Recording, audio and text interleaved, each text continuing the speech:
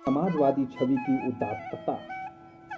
ये हैं उत्तर प्रदेश विधानसभा के अध्यक्ष माता प्रसाद पांडे, जिन्होंने अपनी पूरी उम्र आहूत कर दी सामाजिक चिंतन और उस चिंतन के क्रियान्वयन में। पूर्वी उत्तर प्रदेश के इस समाज सेवक ने आम लोगों के दुखों को अपना दुख समझा, अपनी निजता व स्वार्थ को त्याग कर लोक सेवा को अपना लक्ष्य बनाया और अपनी विचारधारा से कभी कोई समझौता नहीं किया।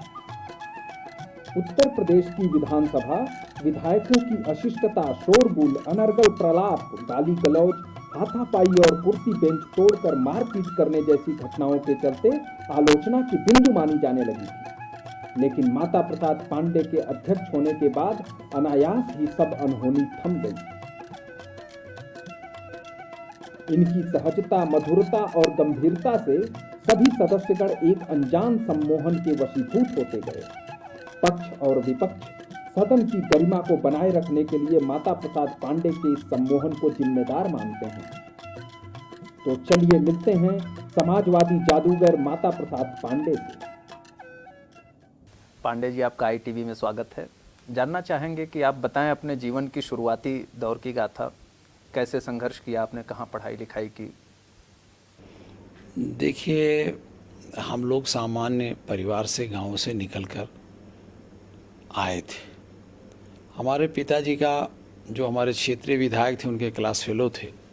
जब हमारे पिताजी हमें साथ लेके उनके यहाँ जाते थे तो हम उनके यहाँ देखते थे, उनका भाषण सुनते थे। जब मैं कक्षा 1, 2, 3 में पढ़ता था, उसी समय से मेरे मन में एक उत्सुकता हुई कि क्या इस तरह से और कुछ हम लोग भी कर सकते हैं। और यही कारण था कि जब मैं जूनियर हाई 6 क्लास में था तो पूर्ण डिबेट हुआ, तो उसमें मैं सबसे अच्छा फर्स्ट प्राइज़ मुझे मिला मेरी पूरी तहसील में। इसके बाद मैं हाई स्कूल में भी डिबेट वगैरह में हिस्सा लेने लगा, पॉलिटिकल हिस्सा लेने लगा। राजनीति में भी मैं चुनावी भाषण करने चला जाता था 57-58 वोट के शक्कर में। फिर इस तरह से मैं जब हाई स्कूल पास करके इंटर में गया तो मैं फिर सोशलिस्ट पार्टी के निकट आया। और इंटर में मैंने छात्र आंदोलन को लेकर के, छात्र समस्याओं को लेकर के आंदोलन किया। प्रिंसिपल साहब की जाति के खिलाफ आंदोलन किया। उस समय मैं 16-18 साल का रहा हूँगा। फिर इंटर में मैंने 1958-59 में हाई स्कूल इंटर में लड़के यूनियन बनवाई, और उस यूनियन के बाद हमने लड़कों के यानी वहीं से हमारी एक तरह से समझ लीजिए राजनीतिक लोगों से संपर्क हुआ। समाजवादी पार्टी के वहाँ जो बाबू देवरिया में पढ़ता था, गेंदा बाबू के भी उसमें आया, उग्रसेन जी के से भी संपर्क में रहा, और समाजवादी योजना सभा में धीरे धीरे मैं आया। यूनिवर्सिटी में जब मैं पढ़ने आया तो मेरे पिताजी की डेथ हो गई, तो मैं घरेलू उलझनों में उलझ गया। इसलिए बहुत ज़्यादा यूनिवर्सिटी स्तर पर मैं उतना सक्रिय नहीं रहा, लेकिन राजनीतिक गतिविधियों में यूनिवर्सिटी के भी हिस्सा लेता रहा। और यूनिवर्सिटी के बाद जब मुझे समय मिलता था तो मैं अपने क्षेत्र के गरीबों की समस्याओं को लेकर मैं जूझता रहा। मैंने पुलिस की ज्यादती अपने आंखों देखी। प्रशासन में जो बड़े दबंग लोग थे उनका प्रभाव था। गरीबों का शोषण होता था। किसी की बहू बेटी को किसी का घर भिजवा देते थे, किसी का खेत किसी को दिला देते थे, किसी का घर गिरवा देते थे। तो मेरे मन में ये पीड़ा हुई कि हम लोग पढ़े लिखे लोग हैं, हमें इनसे मुकाबला करके गरीबों को निजात देनी चाहिए। और मैं इसीलिए प्रेरित होकर सोशलिस्ट पार्टी में था, और सोशलिस्ट विचारधारा से मुझे लगा कि इससे इन गरीबों का हम कुछ कर सकते हैं। जी पांडे जी, जैसे आनुवांशिक रूप से देखा जाए कि आप एक अभिजात्य वर्ग के हैं, उसके बाद आपके बाल मन परत पर समाजवाद ने कब छाप अपनी छोड़ी, कब प्रभाव में आए आप समाजवाद के? देखिए, मैं बचपन से प्रभावित था, इसलिए कि मैंने अपने पिताजी के मरने के बाद और कुछ पिताजी के टाइम में भी हमारी ज़मीन जायदाद सब ज़मींदारी एवोल्यूशन के बाद सब चली गई थी। तो मैंने अपने पिताजी को मुकदमा लड़ते देखा, और किस तरह से अन्यायपूर्ण ढंग से हमारी ज़मीनें लोग हड़प रहे थे, यह सब मैंने देखा। तो मैंने सोचा जब हमारे साथ ये है अभिजात वर्ग, तो गरीबों का क्या होगा। और मेरे मन में शुरू से दबे कुचले गरीबों के प्रति लगाव रहा है, और यही कारण रहा है कि आज तक मैं कभी दूसरे दल में भी नहीं गया, जबकि मुझे बहुत ऑफर दिए गए 91 के चुनाव के बाद, 91 से। उसका कारण ये रहा कि मैं ये सोचता हूँ कि राजनीतिक जीवन में इसलिए नहीं राजनीतिक जीवन है कि हम अभिजात वर्ग के हैं और अभिजात वर्ग के अनुसार धन इकट्ठा करके ऐश व इशरत में रहें। हमेशा अभिजात वर्ग ने गरीबों को उठाया है, चाहे वो गौतम बुद्ध रहे हों, चाहे बड़े डॉक्टर लोहिया रहे हों, मारवाड़ी परिवार के थे, E.M. नंबूदरीपाद बड़े जमींदार थे। आप देख लीजिए जितने समाजवादी, राजनारायण जी हैं, ये बड़े जमींदार घराने के थे। हमेशा इस देश को बड़े परिवार के लोगों ने ही आगे गरीबों के लिए लड़ाई लड़ी है और उनको उससे छुटकारा दिलाया है। तो ये हिंदुस्तान की परंपरा रही है। हिंदुस्तान का गरीब कभी खुद नहीं लड़ता, दबा कुचला खुद नहीं लड़ा। इनके लिए दूसरे अभिजात वर्ग के लोग ही लड़कर इनके लिए लड़ाई लड़े। जैसे ये जो आरक्षण की बात थी, आरक्षण को लेकर के हम लोग बहुत बार जेल गए हैं, तिहाड़ जेल गए हैं और जेल गए हैं। बेरोजगारी को लेकर के हम लोग आंदोलन किए हैं, जेल गए हैं। हमारे साथ समाजवादी पार्टी में जात की बात नहीं थी, अभिजात वर्ग का सवाल नहीं था। वहाँ उन दिनों जो प्रश्न था वो था कि दबे लोगों को, पिछड़ों को कैसे आगे लाया जाए। इसीलिए हम लोगों ने नारा लगाया था, सोशलिस्टों ने बांधी गांठ, पिछड़े पाँव 100 में 60। ये है, ये एक विचारधारा है। हम विचारधारा से प्रेरित होकर राजनीति में आए हैं, जात के आधार पर। जी, समाजवादी विचारधारा को अब कहाँ आप स्थिर? समाजवादी विचारधारा जीवन के प्रत्येक क्षण में है। समाजवादी विचारधारा का मतलब है सबके सुख की कामना करना और सबको इस स्तर तक सुख पहुंचाना कि बराबरी की स्तर तक पहुंचे वो। लेकिन समाजवादी विचारधारा में सबको बराबर करना संभव नहीं है, इसलिए प्रयास ये हो कि संभव बराबरी हो। और संभव बराबरी का जहाँ प्रयास होगा, क्योंकि हम लोग भी अभिजात वर्ग में पैदा हुए, लेकिन अब अभिजात थे नहीं, हम लोग सामान्य परिवार के थे। हम लोग हल बैल से खेती करने वाले परिवार से आए, इसलिए हमें वो सब पीड़ा है। कैसे लोग बिना खाए रहते हैं मैं जानता हूँ।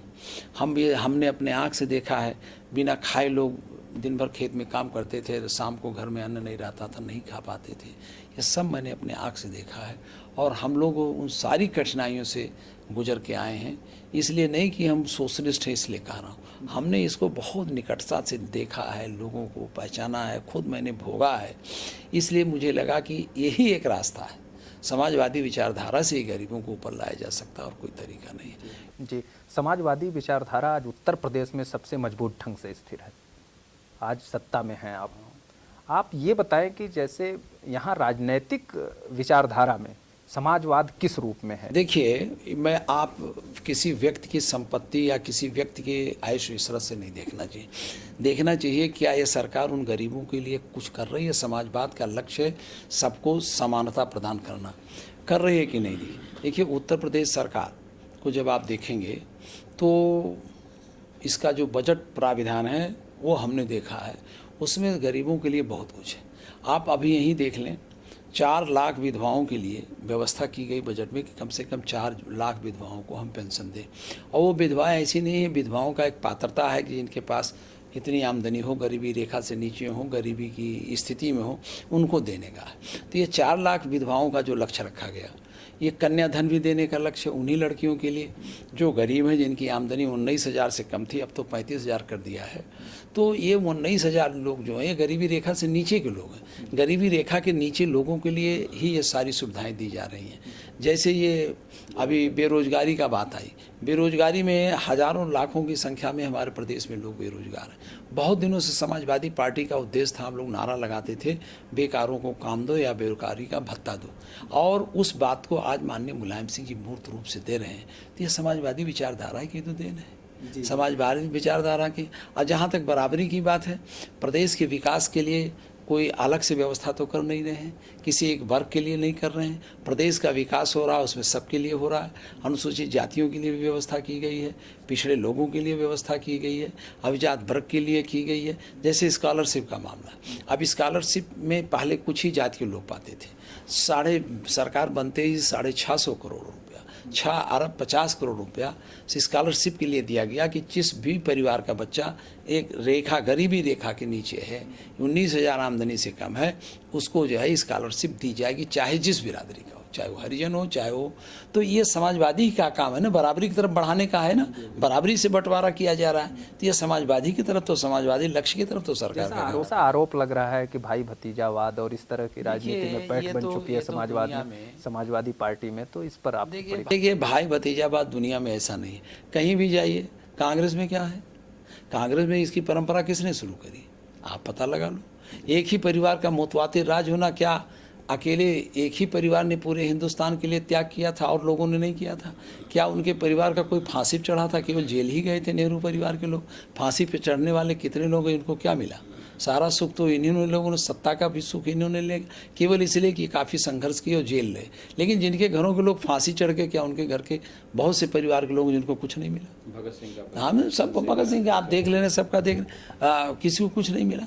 तो ये इसलिए नहीं, ये तो विदेशों में भी आप देख लीजिए, आप देख लीजिए, आप अमेरिका छोड़ दो, अमेरिका में सीनियर बुश थे प्रेसिडेंट, उनका बेटा हो गया। लंदन में भी, इंग्लैंड में भी प्राइम मिनिस्टर का बेटा प्राइम मिनिस्टर हो गया। और अगर इंजीनियर का बेटा इंजीनियर बन सकता है, इंजीनियर के घर भर इंजीनियर बन सकते हैं, आईएएस के घर के सब लोग आईएएस बन सकते हैं, तो राजनीति करने वाले परिवार के लोग क्यों नहीं राजनीति में हिस्सा लेकर उसमें पद प्राप्त कर सकते हैं? ये मुझे बताएं। नहीं, जैसे स्वस्थ परंपरा एक चलनी चाहिए कि सर्च किया जाए, खोजा जाए कि कुछ राजनीतिक प्रतिभाओं को और क्षेत्रों से भी खोज लाया जाए। भाई 400-500 सीट होती है, उसमें 2-3 सीट तो एक परिवार के पास जाते हैं और तो पाते नहीं। 400 सीट का तो मौका है, उसमें क्यों नहीं लोग पाते हैं, क्यों नहीं लेते हैं? लेना चाहिए ना। भाई जनता, जनतंत्र में जनता जिनको पसंद करेगी वही ना राजनेता बनेंगे।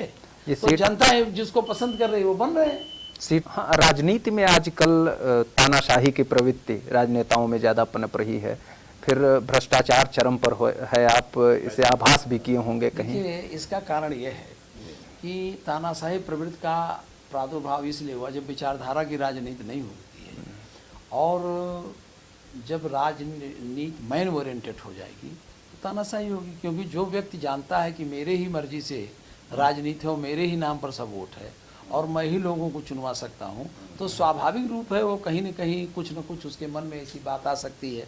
यद्यप वो अच्छा सोचेगा तब भी आपको लगेगा कि ये तानाशाही प्रवृत्ति है। तो ये तो जब तक विचारधारा की राजनीति नहीं आएगी, जात बिरादरी और धन बल राजनीति में रहेगा, तब तक ये ऐसे चलता रहेगा। इसलिए विचारधारा की राजनीति सबसे आवश्यक है, और विचारधारा की राजनीति ना होने के कारण ही ये स्थिति है जिसको आप कह रहे हैं। जी, राजनीतिक पार्टियों में पद को लेकर के आजकल बहुत खींचातान चल रही है।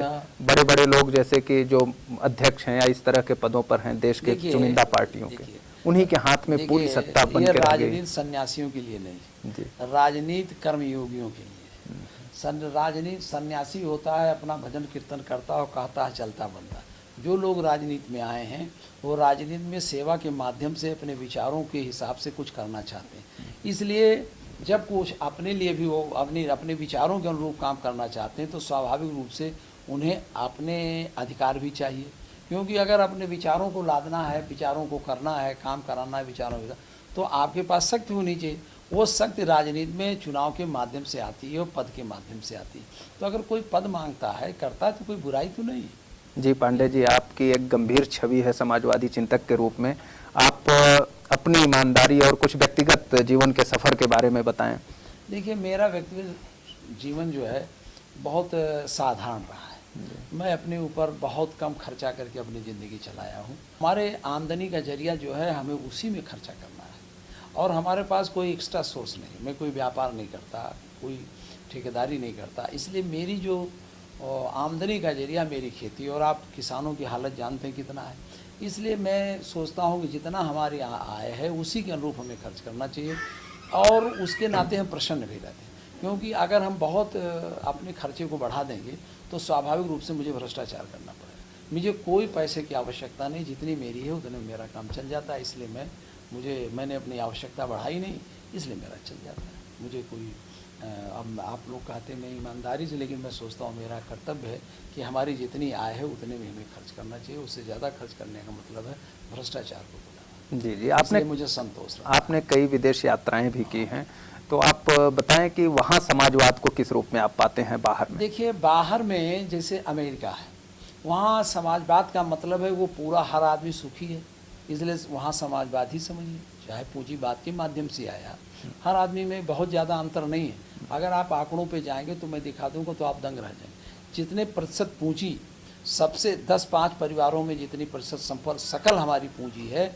उतना वहाँ नहीं है हमारे पास। आप वर्ल्ड बैंक के जो आई है रिपोर्ट उसको आप पढ़ेंगे तो आपको पता चल जाएगा कि हिंदुस्तान में केवल 10 या 15% के पास 50% से ज़्यादा इनकम है, वो साधन है, और सारे लोग वैसे हैं।